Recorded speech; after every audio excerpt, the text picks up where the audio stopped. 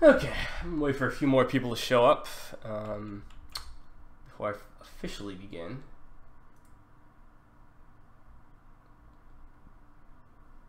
Let's see.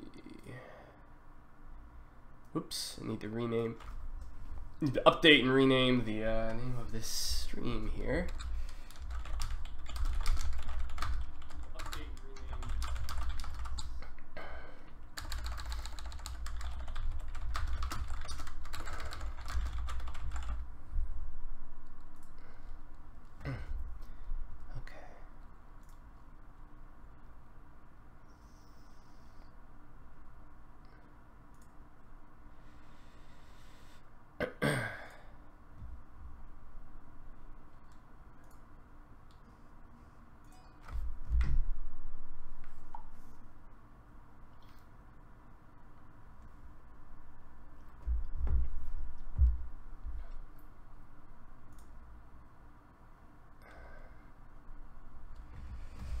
Okay.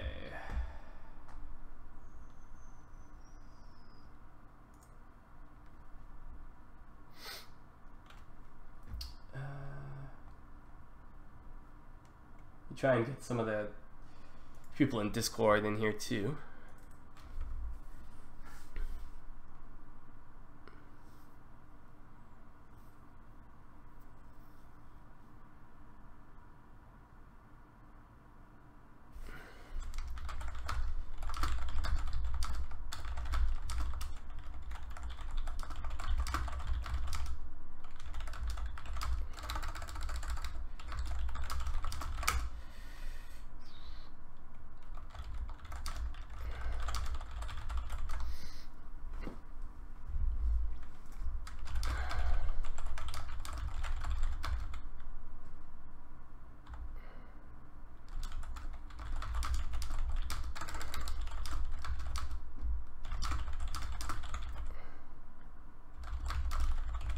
Okay, so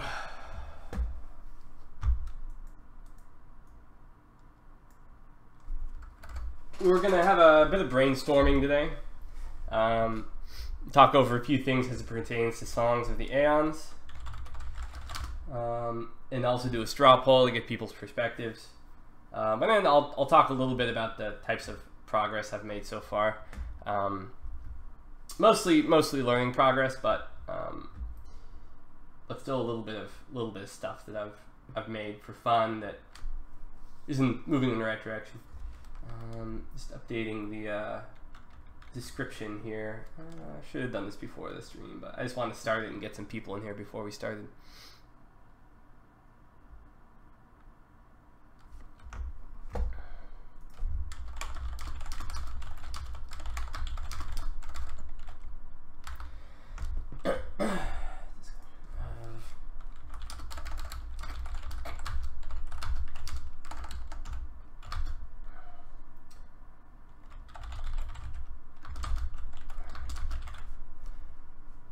You are my focus group now, Ethan Finley.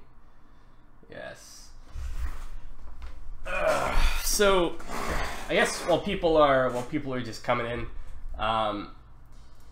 we've been fitzing around. I've been doing streams on live edu. Oh, there we go. Been doing streams on live edu involving the technical aspects. That way I don't, kill the audience for any of my other stuff that gets too technical. And so you can see here in Unity, I was playing around with tiles, creating a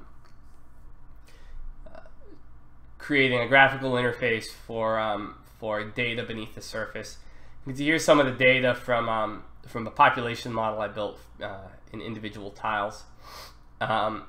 It's like crazy fast, but it's like runs like 100 years per second or something like that. And you can see that there's a tug of war between wilderness and civilization. And civilization in a tile builds up over time as the population breeds. Disasters swoop in and kill people off. And then if when people meet a critical, when the people in the province meet a critical threshold, you can see here that they then, boom, turn into wilderness, but then migrants can come back in and repopulate the tile. And we basically just made a tiny little microcosm of what we would see in Songs of the Eons. In Songs of the Eons, you'd have tons of tiles all over the place with people moving around and stuff like that. And a lot more complexity to the model. But we kind of just wanted to play around with, you know, importing sprites and using sprites and writing code in Unity and making little little models. You can see here, this is the current script with the various variables. And there's a little population model. There's a little wilderness model with ecological disasters. There's a very, very simple migration model. And then some code responsible for shifting around the sprites as the various variables change, right? So this is kind of just some, you know, basic stuff, and then a few mouse interactions. So, for instance, if I want to kill off population, I can just click like crazy, and kill the people. See, click, click, click, click, click, click, click, click, die, die, die, die, die. There, nope, die. Kind of just testing out the functionality of Unity and seeing what we have to work with. It's been fun. I mean, it's only been like a week or something, but I feel like I'm learning at a steady clip and overcoming, you know, the frustration of learning a new language and a new engine pretty quickly. And these are all, of course, sample sprites that Jonathan made for us, and he's making new ones as we speak. But I wanted basic sprites to work with, just to use in Unity to experiment with. So anyway, just some basic stuff.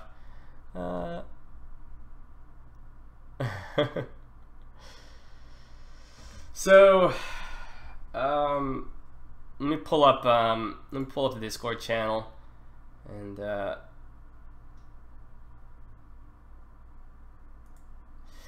yeah. So we had a discussion in the Songs of the Aeon Discord channel that we've been talking about for a while, and that is what kind of tile type we'd be using eventually.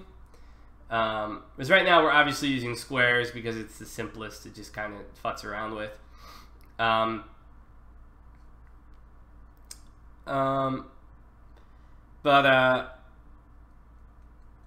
There's so conventionally in most strategy games you have two choices as far as tiles are concerned, right? You have what you have in Civ 4, which is just straight up squares, right?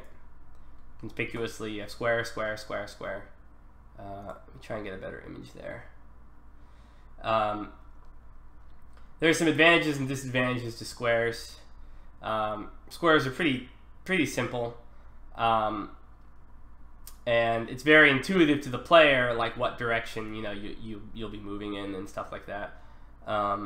The disadvantage of squares is that when you're dealing with a turn-based game and you want to move in a given direction, if you move diagonally, even though it takes the same turn as moving left or right or up or down, you're technically moving more distance, even though, because of the geometry, right? You're moving on the hypotenuse of a triangle, and so even though you're taking the same amount of time, you're moving a much more distance.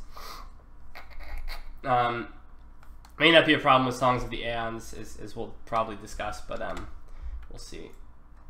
And then, right, so the other common method is, of course, the hex also, which in Civ 5 you can see the hex. Hexes aren't quite as intuitive when you want to move in a given direction. Like, okay, I want to move up. Okay, so I have to move, left, right, or left, right, left, right.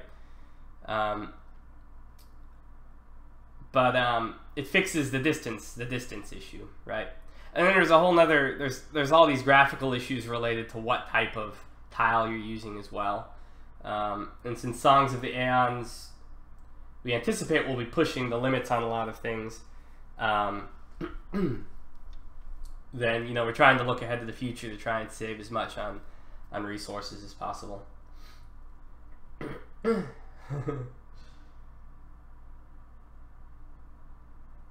But Ethan, have you ever seen the Cycle of Empires as a model for Decline of Great Civilizations? Possibly. Let's save. Let's try to focus on the issue at hand that we have right in front of us, and then we'll talk about some other stuff at the end if we have some time. By the way, another issue with hexes is more adjacency as far as calculations would be concerned. So in Songs of the Aeons, if we use squares, then there'd be 4 adjacency, four edges to that square. But with hexes, there's 6 edges, so you'd have to check more things and do more calculations. And then, yeah, I checked out Quill's channel. He made a hex-based strategy game, kind of like what you see here. Obviously, much simpler. There's more I have to see in this channel, but yeah, I've encountered it and I've got it bookmarked. Now, we David, who's working on an engine, he had an idea to use, instead of squares or hexes, to use pluses, and this can be advantageous for a lot of reasons. But before I let everyone in on that, I just want to ask people, you know, if you were someone just looking at a strategy game for the first time, and it was using pluses like this as opposed to hexes or squares, what your instinctual reaction would be. Would you kind of be like, "Oh, too esoteric, I've kind of lost my interest"? Would it intrigue you? Would it be turn on or turn off? So I'd like to get a quick poll.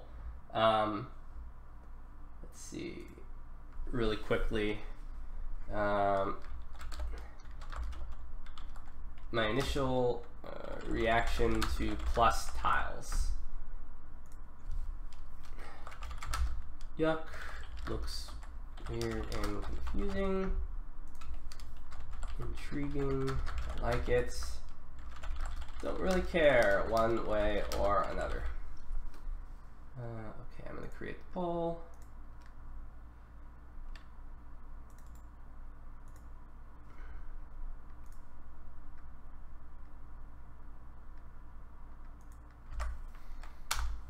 I'm going to stick it in Twitch too. And then for anyone watching at home, oops, here it is right here. Well, for anyone watching after stream, I mean.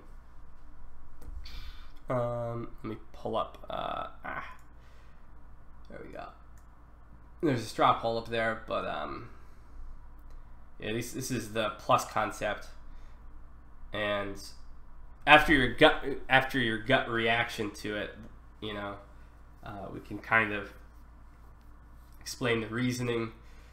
I'll give you, there's kind of, you know, my concerns, but also David's argument for why he likes him, which we'll get to after.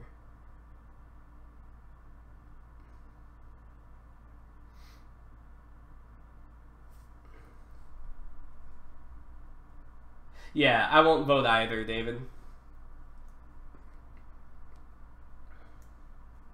Of course, some people theoretically have already heard the argument behind it, but you know, we'll see how many people. I'll leave it up for a while too.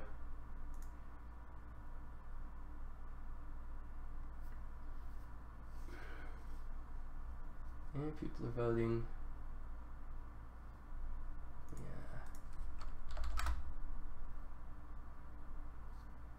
Yeah, so it's just I'm not going to show it yet, so it doesn't influence anyone's vote.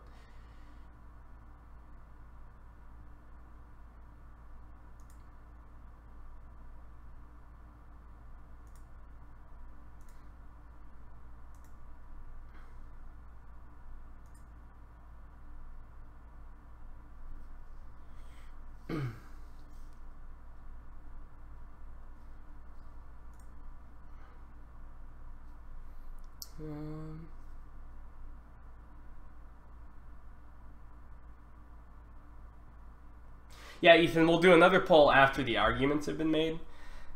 But, you know, one of the things is I want, you know,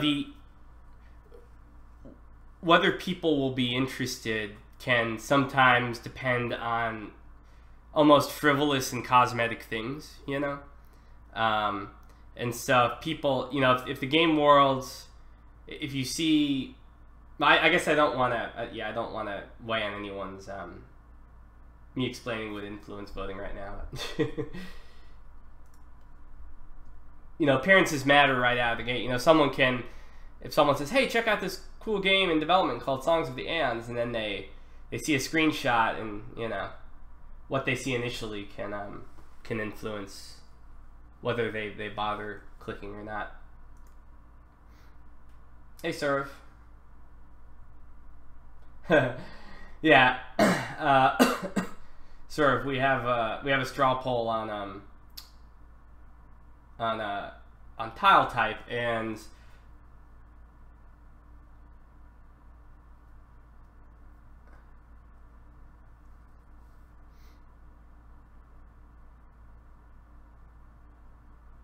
yeah, let me try and find Junicon's mock-up real quick. Although we need a better mock-up in order to really. I'll show that. I'll do that after we get the initial poll, Cowboy, because right now it's just like. Yeah, well, I guess we can show the mock-up if I can find it. Let me go up in the conversation. Okay. Here it is. Yeah. Nah, just kidding. Okay, here it is. Right.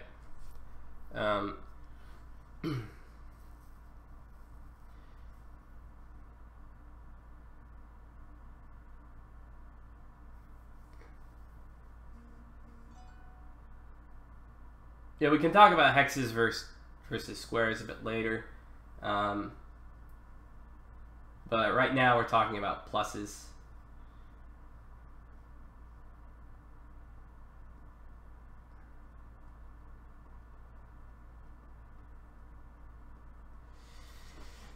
Okay, back to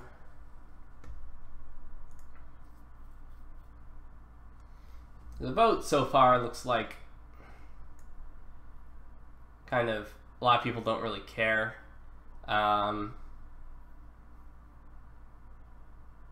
people say Yuck looks weird and confusing. So it's kind of a tie between weird and confusing and intriguing.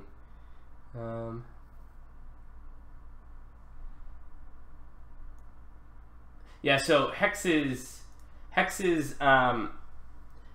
I think are probably in a lot of ways the most ideal, but they also tend to be, it's also the most demanding, for reasons David can probably explain. Actually, let me go down to my live EDU channel, and David, if we'll get you on, and now that we've got a general vote right out of the gate with just people's general perceptions, maybe you can give the argument for pluses. Oops. Yeah. So you'll probably be hearing it by now.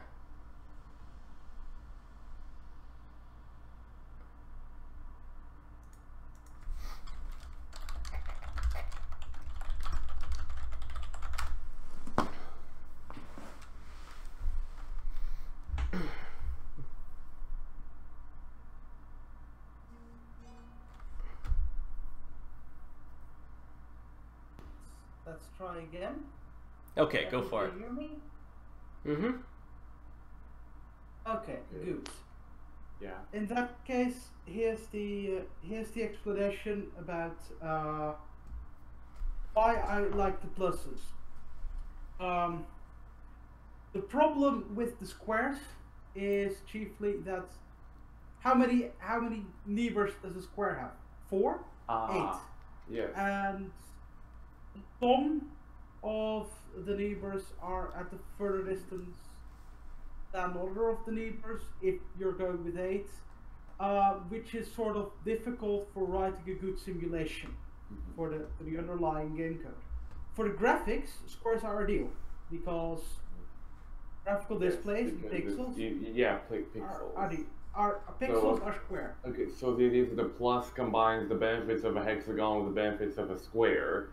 It's just a more complex shape that's made out of squares, but it still lets you do tricks with interlocking that you normally do with hexagons. Yes, so it behaves for the simulation like a hexagon, because in the simulation you want it to be a hexagon, whereas for the graphics it behaves pretty much like a square, so you have the best of both worlds. That's the reason I came up with it. Yeah, and my concern is that so squares are the most intuitively recognizable when you're looking at it. Hexes are a bit more confusing, except to veteran players, and we have most people are going to be veterans in this case, so it doesn't matter who would play SOTE. But pluses are kind of their boundaries is probably the least intuitive of all of the tile types. And so while technically probably better, you know, in the ways that David explains, the question is when you start stamping something like a mountain terrain, which is then next to a plains terrain, which is next to a desert terrain or something, it's like, well, where does one start and another end? And, you know, it's not quite, I don't think it would be, aside from looking kind of jagged unless you smoothed it somehow, it would also be not very intuitive for the player, and also something no one's ever seen before, so then you have that against your favor too. It's kind of like when I played with hexes for the very first time in Civ 5, it was my first hex strategy game, and it took adjustment and it was a bit confusing, and so we have to consider those practical aesthetic considerations. Yeah. Right. Yes. And what would be nice is if we could really get a couple of mock-ups of the pluses here, so that we could really, you know, this isn't really the best example because deserts hardly ever turn straight into plains, right? So it would be nice to have a side-by-side. This is what, you know, hexes would look like. This is what squares would look like, you know, because if you had a big map of this, it may not it may not look this peculiar, you know. Yeah. Well, really, I think what's important is just it shouldn't feel really arcadey or weird. It should feel immersive, and if the player's immersion is broken by having this weird shape, then that's true. Yeah. Yeah. That is true. So, but I guess that's one of the benefits of the tiles and paradox games, because they're not restricted to just one shape. They can make the provinces any shape they want, so it looks better. We don't really have that luxury in this, because you're trying to just build up an entire world randomly. So it's not like with paradox games where you already have Earth that you can just build the tiles around. Right, and I mean technically we will have dynamic provinces, right? Kind of like what provinces you would see in paradox, but the base unit is the tile, and so there's no escaping around that. And so it's like, you know, when you're looking at squares, that's the most easy way to gauge, like, okay, my city is here and the boundaries are within the square. But then you know, with pluses, it's harder to tell. But then again, you know, on the flip side, with Songs of the Aeons, you know, we were talking about how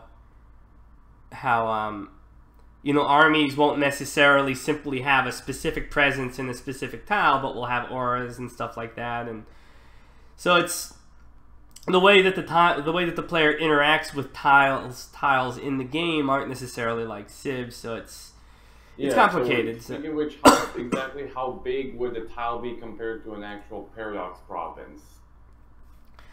Depends on what paradox province you're talking about, right? Because they vary in size, really. My idea about tiles was to have about 10 times 10 kilometers. Yeah, roughly 10 by 10 kilometers.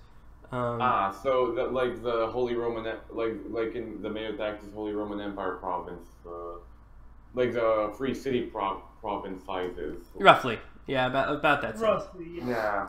Actually, a suggestion. What if we somehow are able to use a combination of these rigid tiles and the curve? Like, for example, normally on something like a plane, it would be okay to use a square tile, but if you have something like a river, the game can generate a not square tile to conform with the boundaries of the river, or something like that. Because you're seeing it both boundaries. Yeah. Horrible problems for programming. Yeah. Yeah, that's too complicated. Don't go there. Yeah. Yeah, I've been debating about how to handle rivers in that it would. I wonder if we would just like make make rivers their own game objects that run across the landscape and have colliders, and I don't know. Wait, I haven't even gotten to that point of reasoning quite yet. Yeah. But naturally, you have to decide. You have to settle on what type of tile we're going to use. And of course, like it sounds dumb, but you know, like I'm the new game developer, and a square is more intuitive to learn with too, as opposed to a plus. So there's that issue too. You know, when you're just literally procedurally generating them and trying to conceptualize their distances from one another and things like that, there's that extra convolution in your own head. Although it's actually, I think pluses would actually, I mean, they wouldn't, as far as procedurally generating them, it wouldn't be that much different than a hex, since they're basically the same distances from each other, right, David? Yes. Right. Yeah. The idea is that they are essentially hexes, but with a friendlier shape, so that it's easier to do graphics with.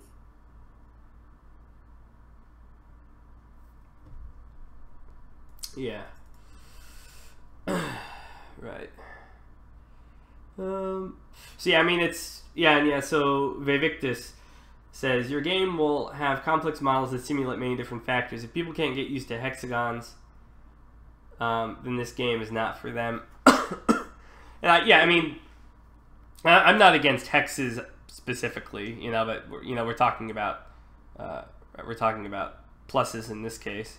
I guess you could also say if they can't get used to pluses, then the game is not for them. But I guess the question is, you know, what is the magnitude of what are we getting out of having pluses versus what we're losing if we have hexes, right? Hexes, presumably, as David explains, involves more resources graphically, since you're using triangles as opposed to squares, and pluses which use squares instead of triangles to render, I guess. It isn't even as much as using more resources. It's that the code gets far more complicated to do it, and it would probably also use somewhat more resources. Yes. Well, how would it make the code more complicated? I'm wondering. Well, because you're essentially trying to put a triangular peg into a square hole. Because, well, hexes are made out of triangles, and squares are made out of squares. I mean, the graphics are made out of squares, so you're trying to add these things together. So, okay, so you can't have a straight line outside of two directions in a pixelated display. There will always be a sort of jagged line if you zoom in big enough. So that makes it really difficult to sort of zoom a single tile, or that's the graphics problem. So you need to somehow solve that, and hexes don't have really nice ratios either. So you'd either have a very smaller than a pixel gap between hexes, or hexes won't start at exactly a pixel value, or all sorts of issues. Yeah. So I guess we had, as far as squares are concerned, here, let's go ahead. We had first started this conversation in Discord.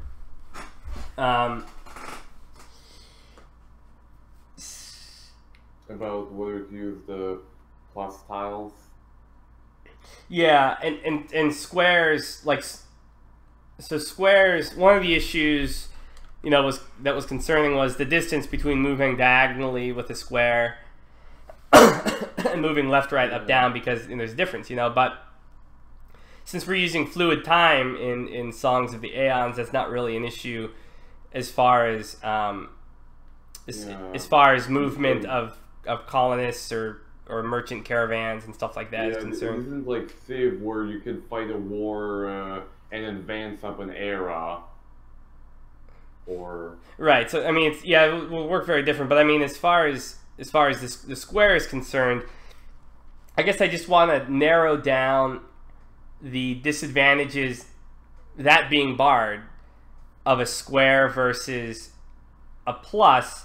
If we already know that adjacency for the purposes of ecology are up, down, left, right, and movement can be in any direction, but the distance is taken into account. So I'm wondering what do pluses offer that squares don't when those two things are considered. You know, maybe someone should just try drawing some provinces from Mayo and taxes using the plus tiles to see how it would look like. So, but you also think about how far you're zooming, because if you can't really zoom in too much, then you don't really notice the pluses, or they don't look so overt. So maybe we should just think about how much the player will actually zoom in.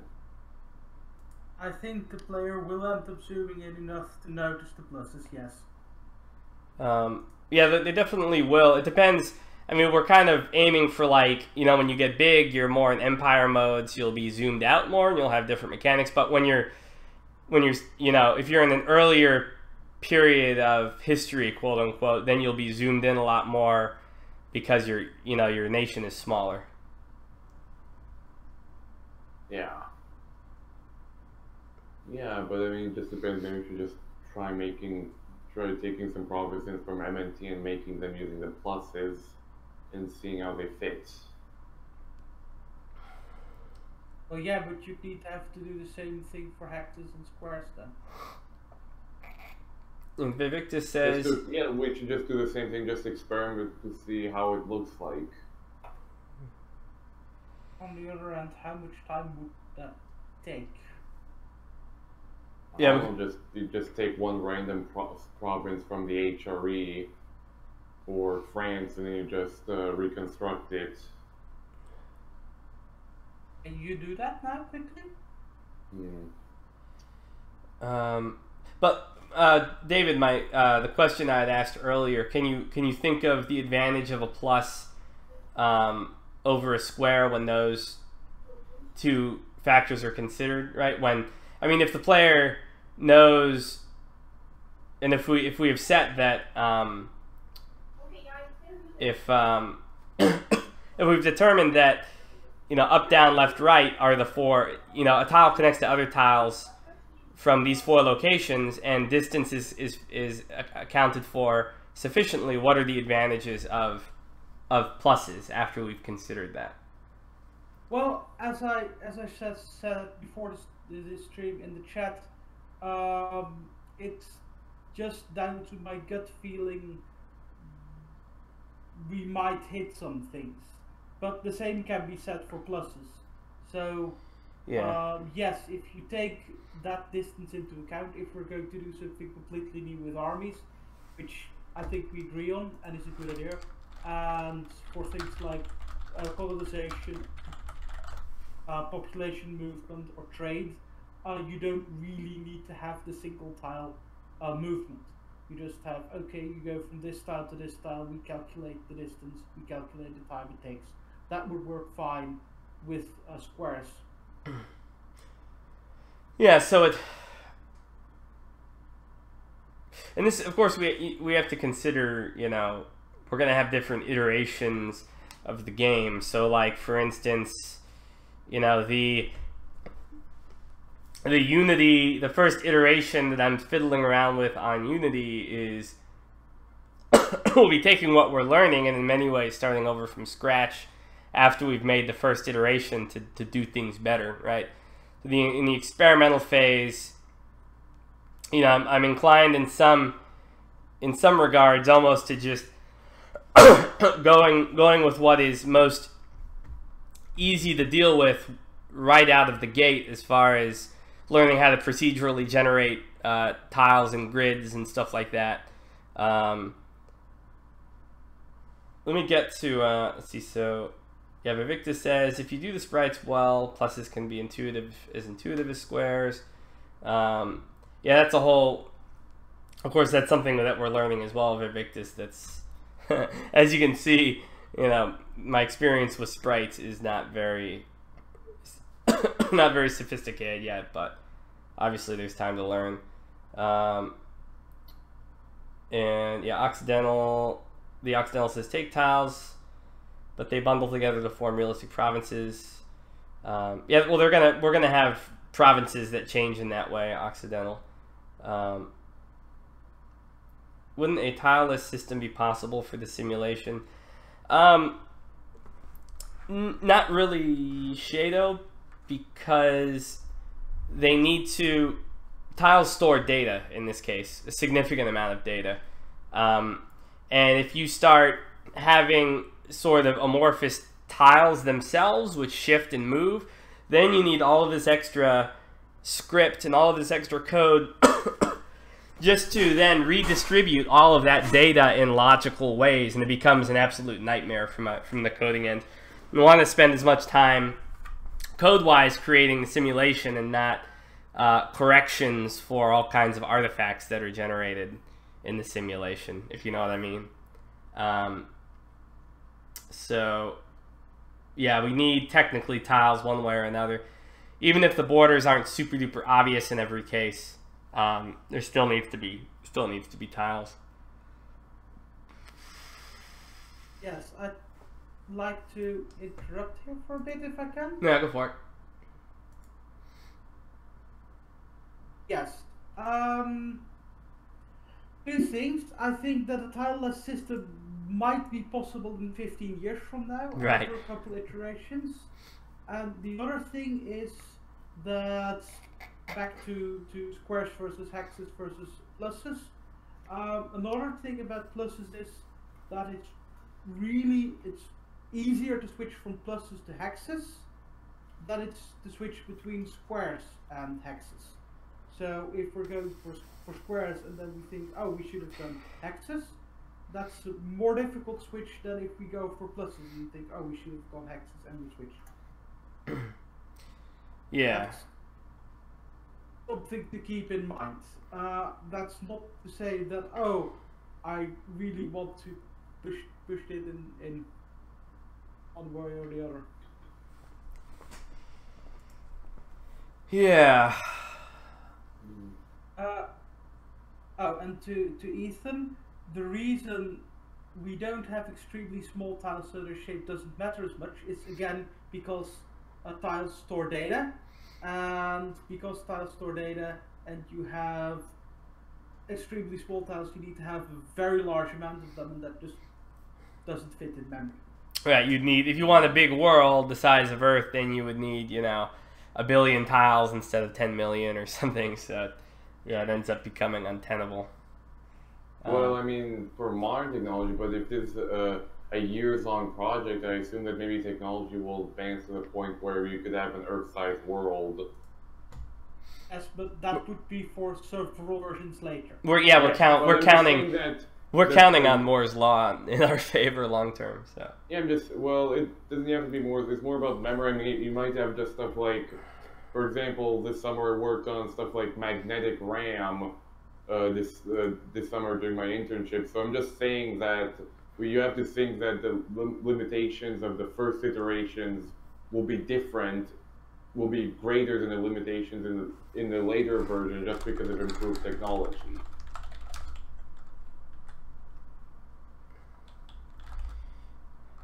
So you have Moore's law basically.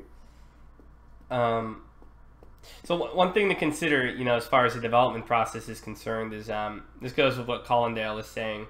The switch from squares to hexes would require almost a full rewrite of map generation script, to be honest. Hexes usually use 3-dimensional coordinates, while squares only use 2-dimensional. Like, I'm anticipating that we're going to learn, with the first iteration of the game, we're going to learn so much that we're going to want to redo almost everything anyway. And like I've said before, like with, just with like the PDoc script stuff I was working with, when I did the development overhaul, that took me 6 months or something. But I could have redone it better in 1 month after that, very easily, and technically did. I threw away all that stuff because it just becomes, people get, one thing we don't want to do is get attached to any of the old code that we did if it's crappy code that we created when we first started.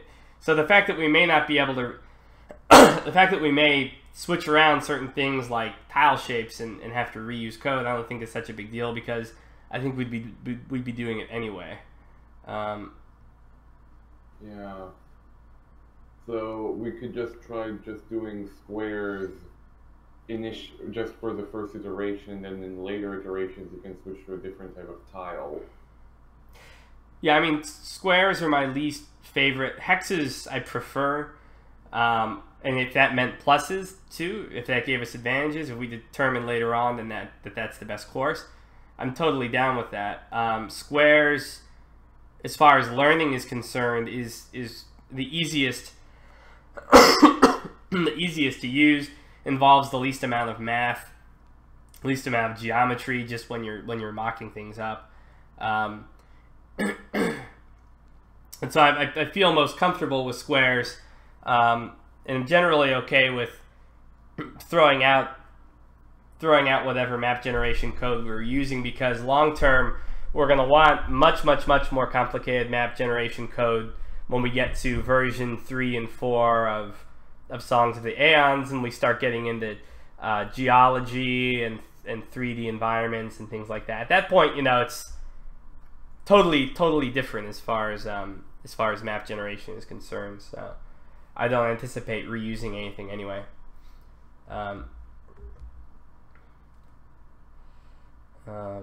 I know it's not what David's gonna want to hear, but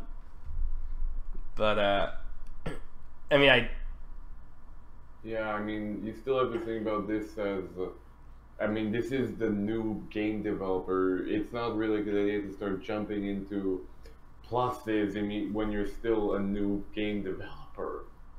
Yeah, and David on his end, he's been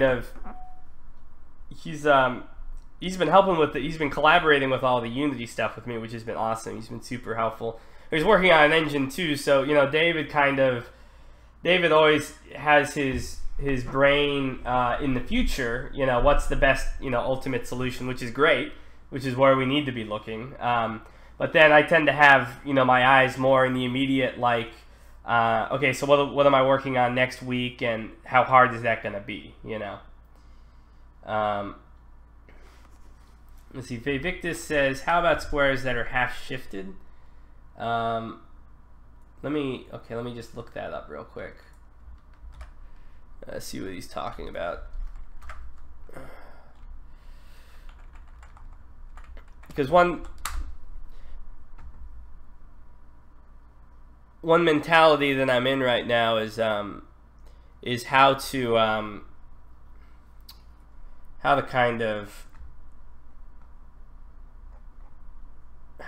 of keep as many smaller components fixed for the time being, so that I don't get overwhelmed with too much intricacy. So here's the here's the half shifted squares. So I guess there's space between, and presumably if you're working with some kind of mesh, then you mesh blend or something, and so that way they're all equidistant. But again, it's kind of adding more complication to your generation code, and trying to get your sprites to mesh well and stuff like that. we're kind of not, or at least I'm not currently at that point. It's kind of like I want to get a lot of the core concepts down and have sort of like a roughly functional game before, going into more complicated concepts that take a whole lot of time to learn. And to tell you the truth, it tends to dampen on your enthusiasm when you try to do something really complicated that has a very narrow but highly refined and desirable effect. It can get you. It can sap away at your enthusiasm a bit. Yeah, you're right. And that's like and just I guess this is kind of goes over the subject matter of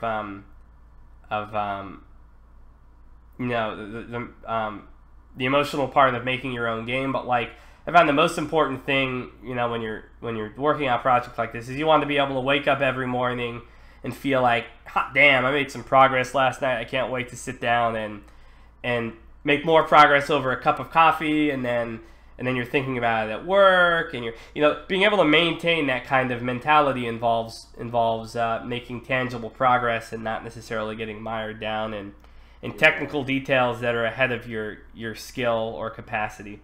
True. And I've been waking up, very enthusiastic about working on stuff, because every time we sit down and fiddle around with our Unity project, we're making some kind of progress, learning something new, becoming more familiar with object-oriented programming language. And so seeing that forward momentum has generated a lot of enthusiasm for me. Speaking of which, what progress have you actually made so far? So yeah, you may have missed, and for anyone that missed the beginning part of the stream, a lot of it's been half Unity stuff, right? And using different Unity tools, and then half of it's learning object-oriented programming languages. In this case, C#, which is super similar to C++, which we want to use ultimately. It's actually very similar to Java. In fact, I didn't even really have to learn. It is. I just knew Java beforehand, and I went into doing stuff for Unity a while ago, and I was just able to do it without looking at the tutorials. So it is very similar, yeah. Yeah. And David, I believe, is no C++, but he's been participating in the Unity streams just fine.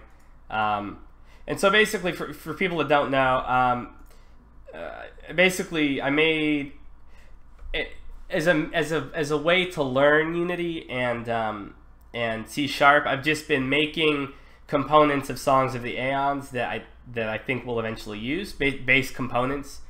And so, on a tile basis, we just made this little simulation that it's about 100 years every second for a population in a tile, and it's relatively isolated. The tile, it just gets a little bit of feedback from the outside, and when the population dies, it turns to wilderness, and the wilderness has little natural disasters that can knock it back down. But then migrants can come and move in, and you can see all of it happening super fast, and it counts how many years it takes for extinction to happen in a tile, as far as the people living there and stuff like that. So it's a little model that is using some of the principles that we'll be using in Songs of the Eons.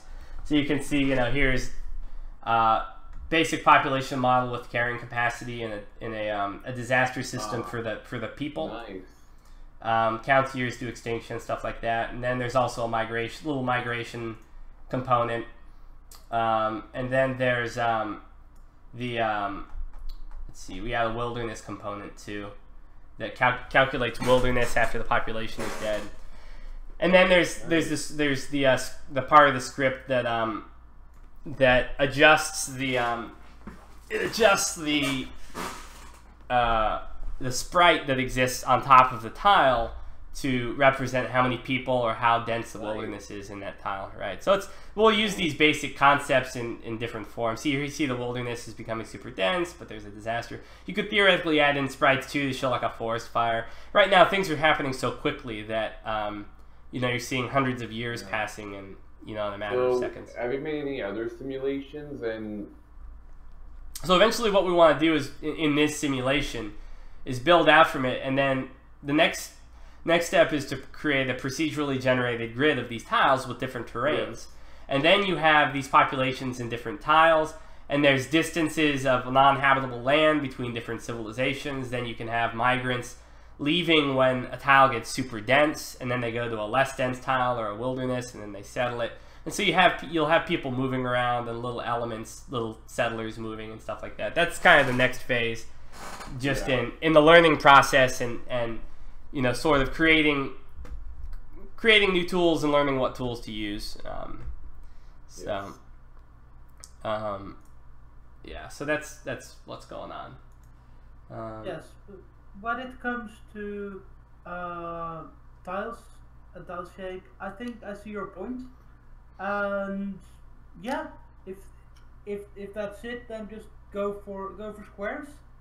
And then during the first iteration, the first version of SOTE, we're going to just hit the problems, if any, that still come with, and at the end of it, in the preparation for the second phase, we'll then think, right, okay, this were the actual problems we still had with it, so this is how we might do it for the next phase. Right, yeah.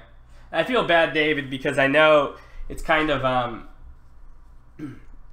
as I know you mention, like, you're right in so many things, and I'm always kind of the person that comes in and always kind of, like I said, kind of I'm always thinking of what's coming in the next week, and and you're like thinking about the next 20 years, how do we make the best product possible? And you kind of need both angles, right, when you have a project with this kind of this forward looking. So I think it's good, and I appreciate the contribution too in Unity and the live EDU discussions, and that goes out to everybody else. Anyone else who wants to participate in the live EDU discussion, we're actively developing this little model here, and anyone that wants to come in and give ideas can do so while we're doing it. Thanks, and don't feel bad about it, because this was an error.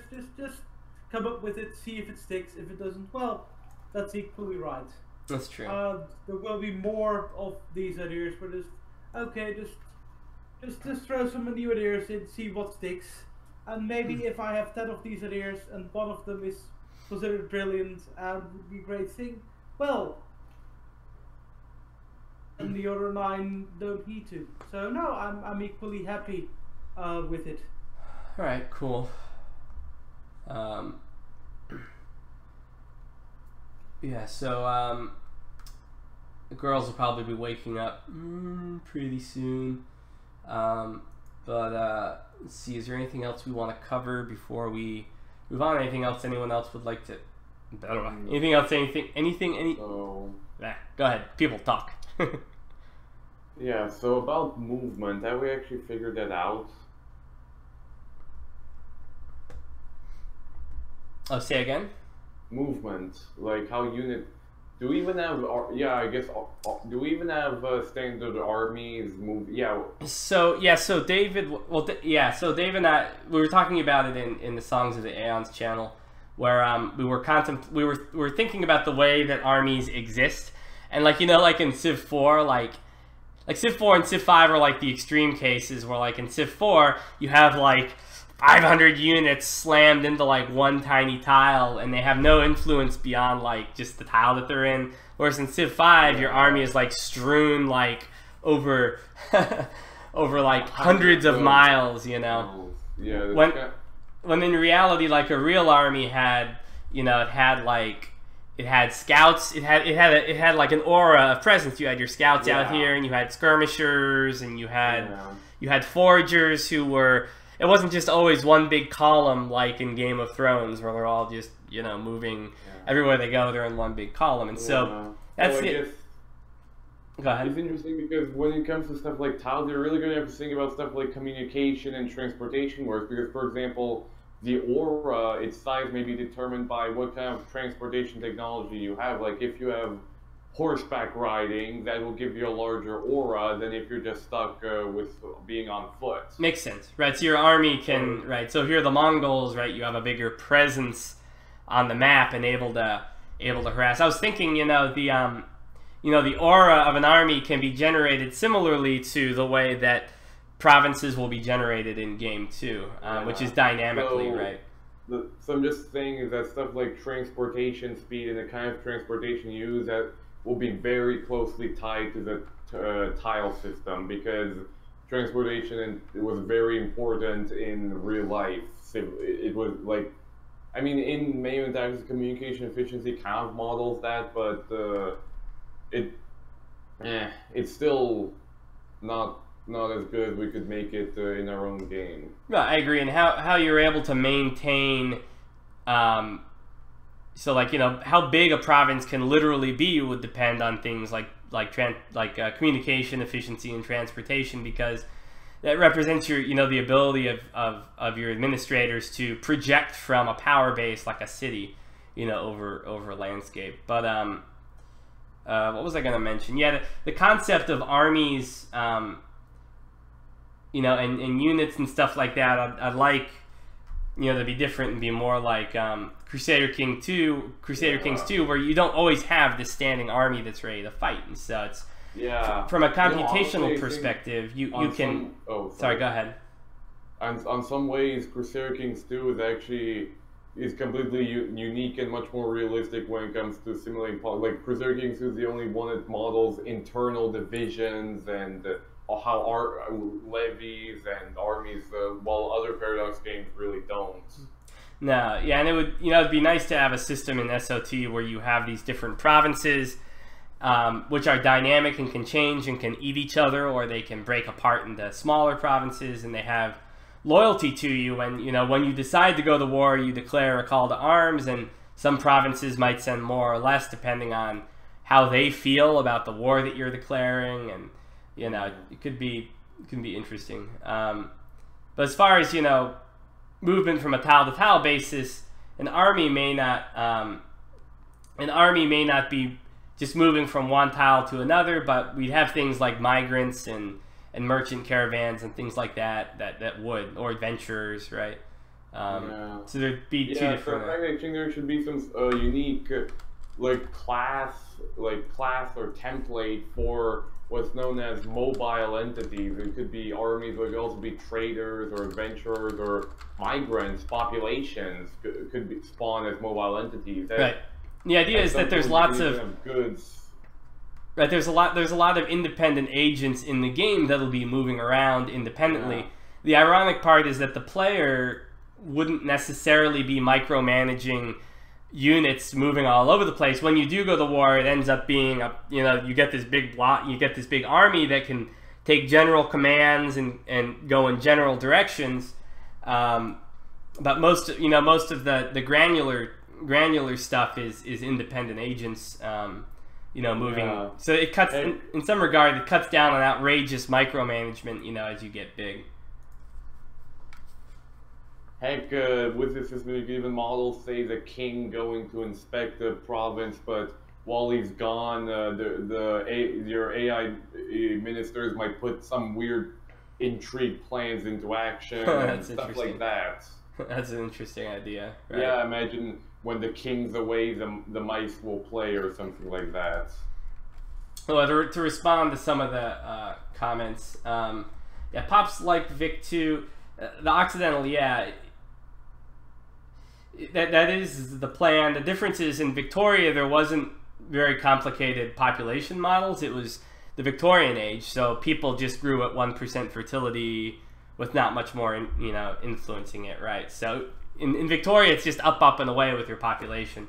So there will be that kind of granular detail with population Occidental, but also when it comes to population growth and decline. The idea in the game, and this goes to Victus's question about is it all just going to be feudalistic, is that in the real world, human civilization has been an upward trend, which has had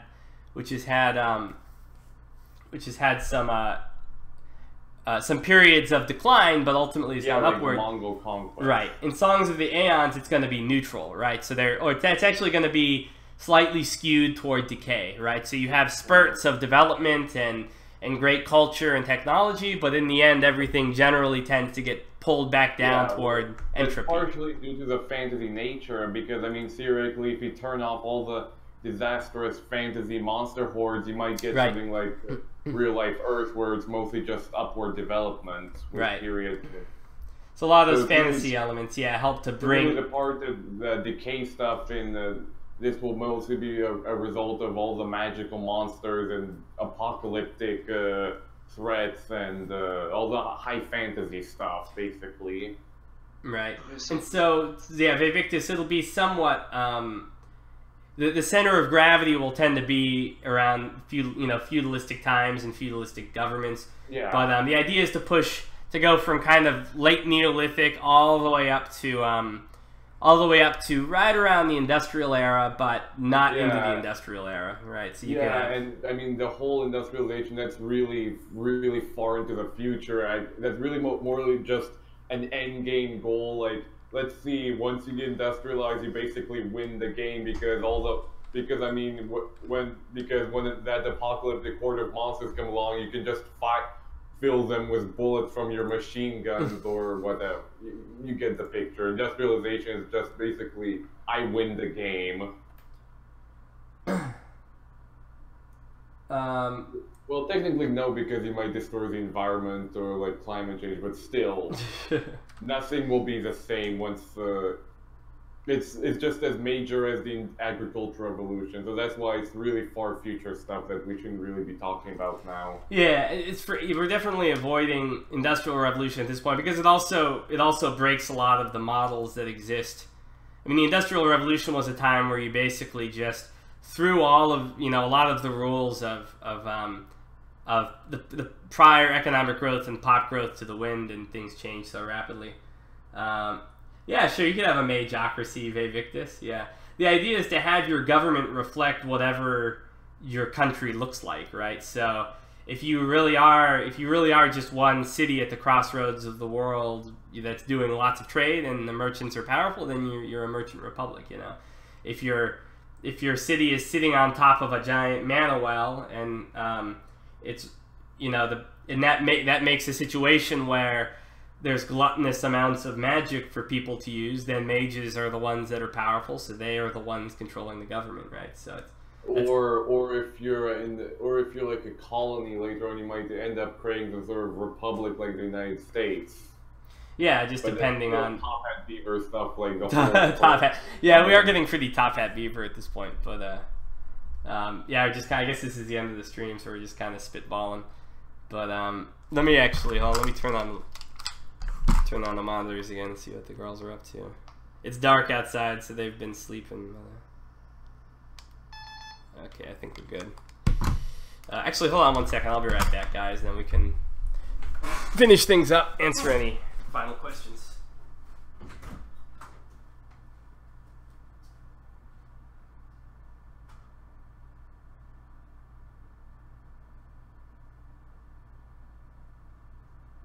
Alright, so in the meantime, it'll be just me talking to the chair. And to you. Hello, Mr. Chair. So the conclusion is that, our conclusion is that we're just going to start out with square tiles, and then we're going to start out with square tiles, and then later on in further iterations we're going to try to see if we can create a more sophisticated tile system. Maybe we're going to use square tiles, see where that brings us, and if at the end of the first phase we think, yeah, we didn't hit any problems with square tiles, then we can very easily just stick with square tiles for decades. But if we then hit on a couple issues with square tiles, even with the differences in how we deal with armies and with movement of population and trade, we still hit other problems, then we might be looking into things like hexes or pluses. But for now, for the first iteration, we'll be using squares.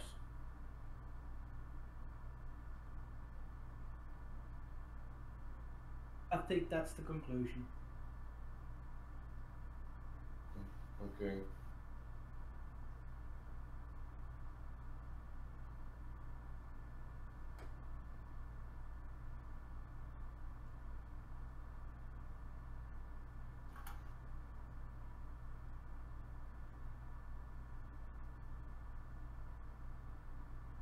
So, since I think this is almost at the end of the stream, if anybody in the chat still has questions, this is your time to type them in.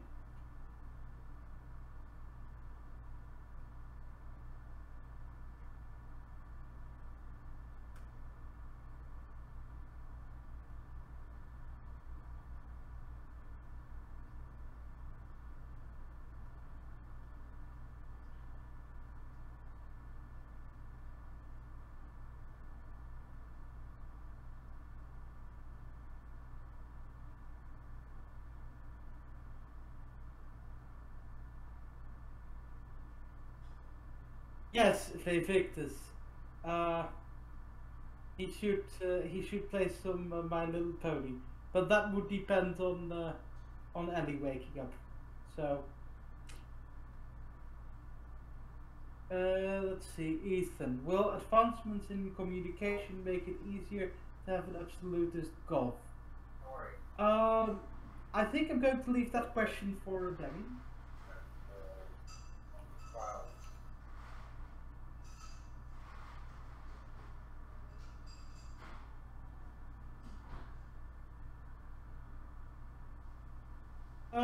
The Occidental, how would trade goods be reflected in game? I assume we're going to end up with something that somewhat looks like a Victoria-like model. That's my guess how it will end up, but probably different because we'll have different prices in different places. And we're definitely not going to have the world market model of Victoria. Yeah, the world market doesn't make any sense because, you know, it's just like teleporting goods. Yeah, so the idea, trade guys, the idea is rather than abstracting trade and abstracting merchants and things like that, the idea is that merchants will actually be like individuals and families who who go out adventuring to find new trade routes, establish trade routes, and then conduct trade. And so they'll actually be independent actors who most of the time will belong to a specific political entity, right?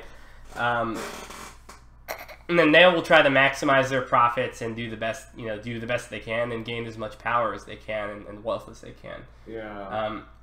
And so they'll be trying to find the best trade routes. They will. If you build a road to another city, then then they will try to follow that road to the other city to find trade opportunities. So yeah. Yeah. So Vivictus, you'll be able to have professional soldiers, but they won't. For most of the game, they won't be where you get most of your military might. And so most of the time, when you can have limited engagements with just your professionals. So if you want to go clear out those trolls who have been attacking, that village in the corner of your empire, then or your country, you can just send your professionals there to clear them out. There's no need to declare all-out war and bring all of your bannermen and stuff like that. But then if you go to war against a major rival, then you raise all of your levies and you throw spears into the hands of pimply-faced kids, and you throw everything you have at your enemy. So there's both ways of going about military. Yeah. And speaking of which, as inspiration, there's this forum game called Passive Civilization on the Sufficient Velocity forums that you might take inspiration from. It's by this guy called Academia Nut. Passive Civilization, you called it? Yeah, it's actually kind of infamous because it's currently 4,000 pages long, and it's still in the Iron Age. Just because every update generates tens of pages of discussion. It's kind of bullcrap in my opinion. But Yeah, so... Alright, there's still the question from Ethan.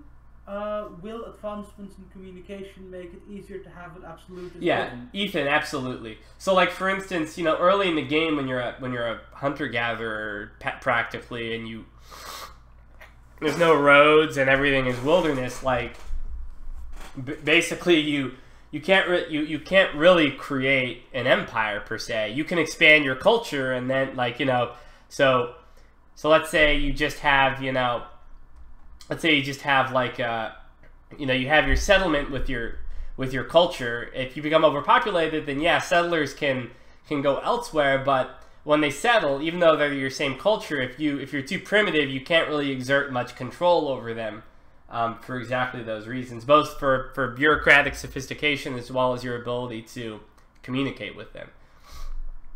But you know, as you become more advanced, then you know, you can get to places easier, and you have more surpluses, and so you can have a class of lawyers and stuff like that. Then you're able to, you know, hold together a larger country or empire or kingdom.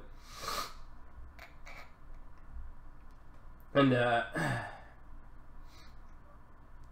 yeah, so lot to, you know, as we actually we've done a lot of discussion and solidified a lot of concepts as far as how geopolitical units work and stuff like that, and hopefully we'll be able to create those dynamic provinces, you know, a few months from now as we get all the population and ecological effects down,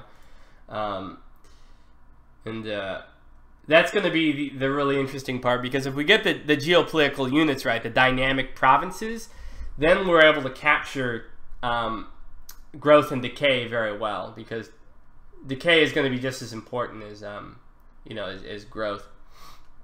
Knowledge needs to be forgotten as easily as it can be gained.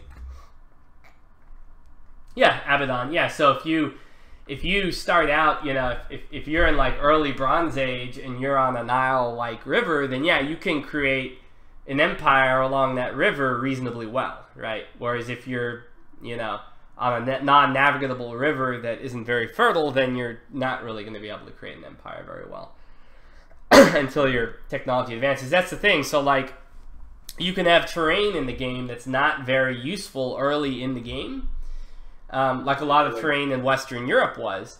But then later on, as technology advances, those areas, you know, can become settleable and very useful later.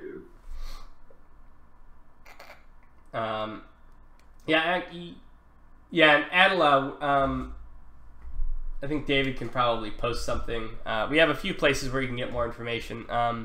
Be generating more information for, you know, for a while we were, you know, we set up the forums and Discord channel, and we did a bunch of stuff. I got tired of a lot of the meta stuff and just wanted to start working on the game itself. But we'll do some of the more meta stuff a bit later too, and give some more detail about the game as we're solidifying it. But and I wanted, especially since we had spent so much time setting things up, and I was still working on M&T, I wanted to be able to actually get some progress, you know, to show that we were serious about this. You know, and so far I'm having lots of fun with it. And hey, you think you could try creating a GitHub so we could see yes. all the demos and the code? Yeah, I'd love to get a repository up as well. But like I said, when we get a little further along, I'll get some more of that meta stuff done. But yeah, I'll get a repo up within a month or so. And so anyone who's following along on LiveEDU can just pull whatever the most recent changes are, and then work alongside me, you know, or experiment on your own. It may be a good idea for me to do that sooner than later, just so that I can get more talent involved. But yeah, I'll definitely get that going. And not to mention on LiveEDU, they also have a repo section where people can just click, and I'll probably use SourceTree and GitHub. It's already what I'm familiar with Mayo and taxes. So just so we don't have those 5-hour-long technical arguments that we already talked about in the thread. Yeah. Well, because this will be mainly your project and not somebody else's project, so... Yeah. To answer some of the other questions, Vivek, just will there be slavery and how it will work? Yeah, of course there's going to be slavery.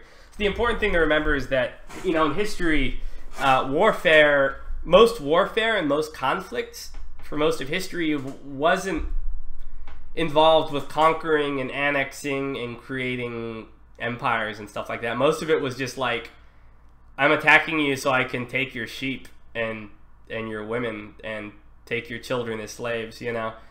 And so most warfare in game for most of the history is gonna be about that type of thing, not necessarily trying to create, you know, leveraging the resources you have to. Yeah, not blobbing all over the place. Yeah, the point is not to blob. It's going to be extremely difficult too.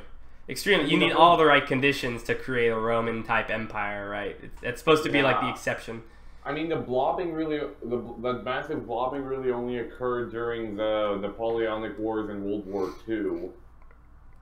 Yeah, and you won't really... You think about how the Nazis expanded so quickly. Yeah, and if you try to expand like that in game, same thing will happen most of the time in history, is your empire collapses as soon as the guy who conquered stuff dies, right? Yeah, or the Mongols. Yeah, another thing I forgot. The Mongols expanded like that. Yeah, and then they promptly, fell to pieces, even though, you know, they didn't create much of an infrastructure to govern. No. Right. So yeah, how easy would genocide be achievable? I almost said ideally very easy, but that would sound horrible. Well, ideally there wouldn't be a point to genocide, because why would you exterminate perfectly people that could be used for economic means? No, you absolutely want to eradicate people who don't, if they're not your same, it sounds horrible, but, you know, if you're orcs, if you're humans attacking a bunch of orcs, you don't want to have to spend all of your resources keeping them in check and making sure they don't cause trouble. I mean, so if a people are similar enough to you, or you can keep them under your thumb, then you make them slaves. If you can't, then you just want to destroy them. But that's when you commit genocide, that would ideally have some kind of influence on your actual culture.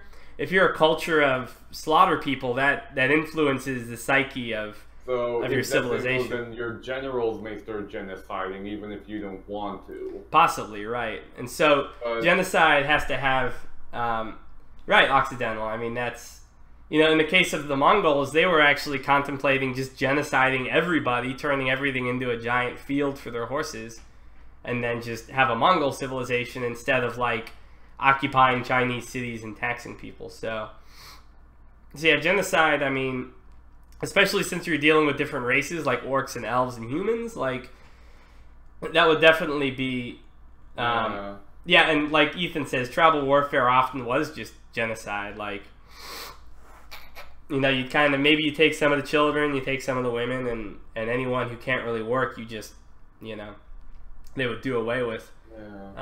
I mean, as ugly as that is, that's the reality of history. So it's really just showing that really a lot of the culture is just, the whole multiculturalism is really a modern development. Oh yeah, absolutely. I mean, it works great now, but when you go back to earlier times, if you were living next to someone and you couldn't speak their language and you couldn't really communicate and you didn't know whether they were going to be attacking you the next day or the day after that, it didn't make sense to live next to each other peacefully, because it was probably against your interest. And so you either you displaced them, you killed them, or you enslaved them. So that was, you know, unfortunately the practical safest thing to do. Wasn't necessarily the case later on, but yeah, I mean, now you have the internet, and you have English and Chinese being lingua francas, and so a lot, thanks to modern technology, a lot of the cultural issues have been mitigated. Right, and so now it's more advantageous to actually, you can actually gain value by trading with those people, you know, across the ocean, rather than just abusing and using them. Yeah, so it'd be good to have that concept in game. Trade especially. The idea is that trade, when you trade, you are you are basically using comparative advantage to enrich one another. Yeah. And so with trade, you know, you're able to actually gain, both countries would be able to gain affluence. You know, not only do the merchants profit from the interaction, but both sides of the equation, the seller and the buyer of different goods would be benefiting. This would be the ultimate goal. But that's only when, you know, when there's enough facilitation of trade to make it worthwhile, right? If there's enough sailing technology, enough port infrastructure, enough roads, and enough merchants who are fluent enough as agents of exchange to make it worthwhile. Yeah, I mean, it feels like a lot of this the mechanics all this is associated with stuff like EU4 time period or Victoria 2 time period technology. But much of the game will be taking place in the equivalent of the antiquity or... Sure. Yeah, which plenty happened, and you still had some sizable geopolitical units. I'm not sure how long I want to keep it entrenched in super duper early Neolithic or anything, because then you might just be spending a lot of time staring at a very narrow game space. Yeah. And so, a lot of this whole evolution and it was replicated in that game, Paths of Civilization. You should really check it out. It's a good inspiration. Yeah, as far as Victus's question, yes, steampunk is technically industrial. Like I can imagine, like, you know, having dwarves with like blunderbusses or something.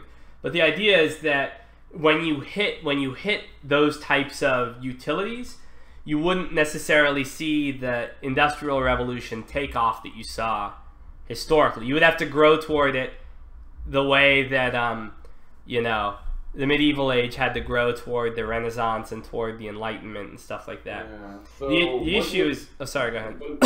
What would that exactly cause a sort of difference? What would cause a situation where you can't industrialize super rapidly like real life happens? Like, so, really, the premise behind the Industrial Revolution is when the table was set.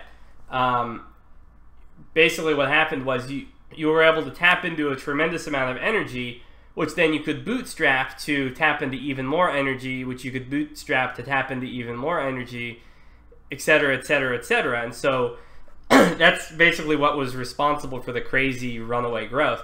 All you would really do is break that cycle, right? So basically just make some resources like coal and oil harder to access? Or... And less of it, and that it doesn't give you as much energy, you know. So, you know, going from the amount of energy you got from windmills and water wheels to coal was stupendous. Coal just gave you so much more and was much more, you were able to utilize it in such a more dynamic way. But the increment would be different. You know, instead of being, you know, generating 100 times more energy, it would generate, just a percentage more each step, right? But theoretically, in the very far future, some enterprising modder could try changing it so you could have that massive runaway growth. If someone wanted to make a module that way, yeah. But the idea is that you want Songs of the Aeons to not have a, oh my god, I hit the wall of the Endgame and now I kind of have to quit, you know? That's the thing that we're trying to avoid. Because the game is supposed to be eternal, right? And so by basically making it impossible to win, you're also setting the precedent to the player that they can take their time, they can explore whatever corner they want to look. They're not always thinking in terms of, how do I maximize my economic and empire growth so that I can hit the end game and say, aha, I win. You know, that if there is a way to win that way, then you've defeated the purpose of kind of what the game is setting out to do. So. Yeah, but I mean, it's still some, I don't know, everybody will have different tastes, so you could always just have somebody modding it to have real life runaway growth. But even then, I mean, you could always just try playing in a situation where somebody else is being like that, and you have to try to catch up or die like China. Yeah, I mean, yeah, it's fine for anyone who wants to make a module, but for the canon, you know, probably be avoiding that. And Magic, to keep up with the conversation in chat, you know, we plan on having Magic in the game, but yeah, as David's saying right now in chat, it's more of a version 2 type of thing. Same thing with the races, having fantasy races, but in the first iteration, we'll probably be dealing with a much more limited scope. And as soon as we're in that period of, aha, we know what we're doing and we have a good model, then we start fleshing out the game with a lot more exotic type of components once we have a good foundation. Yeah, like Peter says, the idea eventually would be to have a system by which magic is the magic system is procedurally generated each time, so you don't know what kind of situation each game you're dealing with, and so there's always a mystery as you're discovering magic. It's always mythical at first until you figure out its physics, right? And yeah, and dragons would be a component. The idea is to have a big enough world so that you can actually have an ecology of dragons, right? Because in the world, you know, for dragons to practically exist, you need like at least 200 or something like that in order to have an effective breeding population. Yeah, but dragons at this point are definitely Beaver Top Hat. They're like version 2.5.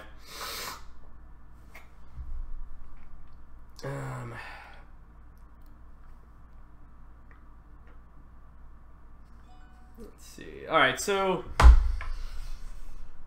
let's. I guess let's go ahead and pack it in. I got to get the girls up, and I'll give you a new YouTube update. Maybe another week or two or something like that. But most of the streaming, as far as Songs of the Eons is concerned, is going to be on Live EDU. Which, do I have it listed in my I don't. So let me go ahead and let me go put that in the signature down there. Let's see. I posted the link in the chat. Oh, you did? Okay. Okay, I'll just grab that. And plunk it in the description down below. Anyone who wants to follow can do so. Or if you just want to poke your head in or you want to collaborate, there's plenty of options.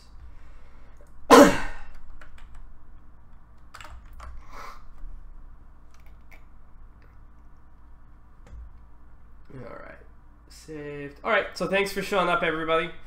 And we'll have much more development in the future. And, okay. So when's the next live EDU stream?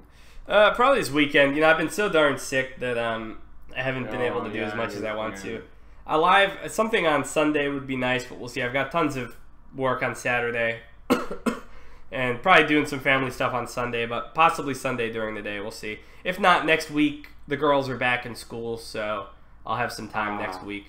I'm trying to aim for Thursday being like absolutely a stream day, but we'll see if I can get on a consistent schedule. Anyway, I'll see you guys later. Thanks for bouncing in.